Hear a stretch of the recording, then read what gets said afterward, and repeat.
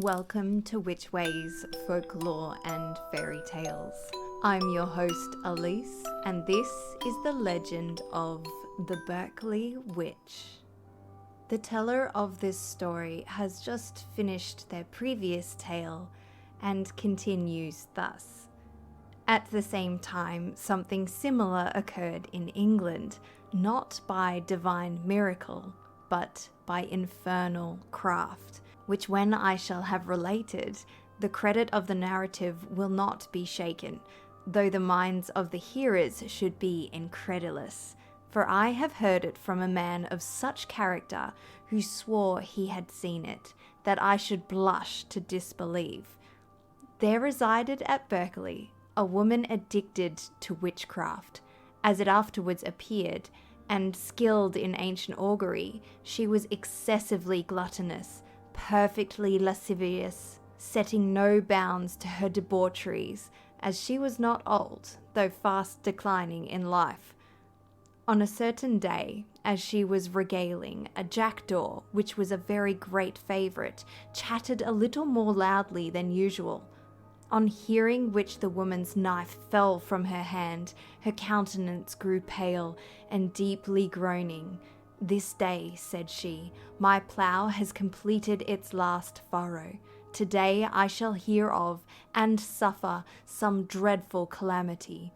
While yet speaking, the messenger of her misfortunes arrived, and being asked why he approached with so distressed an air, "I bring news," said he, "from the village," naming the place, "of the death of your son and of the whole family by a sudden accident." At this intelligence, the woman, sorely afflicted, immediately took to her bed, and perceiving the disorder rapidly approaching the vitals, she summoned her surviving children, a monk and a nun, by hasty letters, and when they arrived, with faltering voice, addressed them thus: "Formerly, my children, I constantly administered to my wretched circumstances by demoniacal arts. I have been the sink of every vice, the teacher of every allurement. Yet while practicing these crimes, I was accustomed to soothe my hapless soul with the hope of your piety. Despairing of myself, I rested my expectations on you. I advanced you as my defenders against evil spirits, my safeguards against my strongest foes. Now, since I have approached the end of my life, and shall have those eager to punish who lured me to sin, I entreat you by your mother's breasts, if you have any regard, any affection, at least to endeavour to alleviate my torments.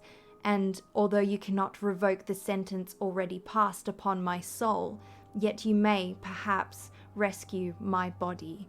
By these means, sew up my corpse in the skin of a stag, lay it on its back in a stone coffin, fasten down the lid with lead and iron. On this lay a stone, bound round with 3 iron chains of enormous weight.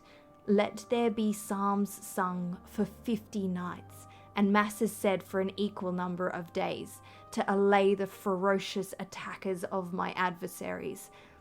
If I lie thus secure for 3 nights, on the 4th day bury your mother in the ground, although I fear lest the earth, which has been so often burdened with my crimes, should refuse to receive and cherish me in her bosom."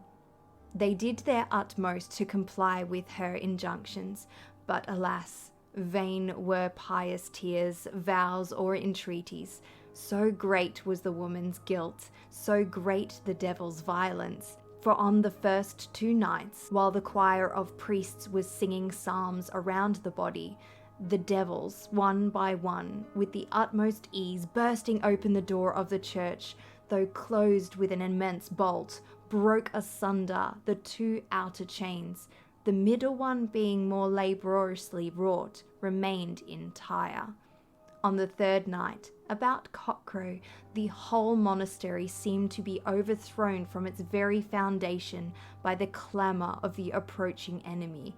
One devil, more terrible in appearance than the rest, and of loftier stature, broke the gates to shivers by the violence of his attack. The priests grew motionless with fear. Their hair stood on end, and they became speechless. He proceeded, as it appeared, with haughty step towards the coffin, and calling on the woman by name, commanded her to rise. She replying that she could not on account of the chains. "You shall be loosed," said he, "and to your cost." And directly he broke the chain, which had mocked the ferocity of the others, with as little exertion as though it had been made of flax. He also beat down the cover of the coffin with his foot, and taking her by the hand, before them all, he dragged her out of the church. At the doors appeared a black horse, proudly neighing, with iron hooks projecting over his whole back, on which the wretched creature was placed, and immediately, with the whole party, vanished from the eyes of the beholders.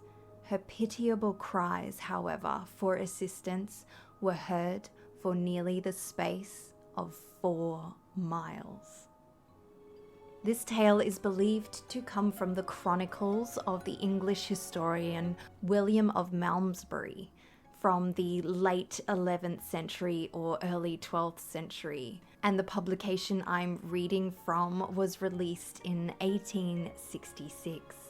This tale inspired The Chained Coffin, a Hellboy comic by Mike Mignola, wherein Hellboy's mother suffers the same fate as the Witch of Berkeley. What are some of your favourite witchy folklore and fairy tales? Let me know in the comments if you are listening on YouTube, or reach out on my Instagram at WitchWayOfficial, and you may hear them here on Witch Way's Folklore and Fairy Tales.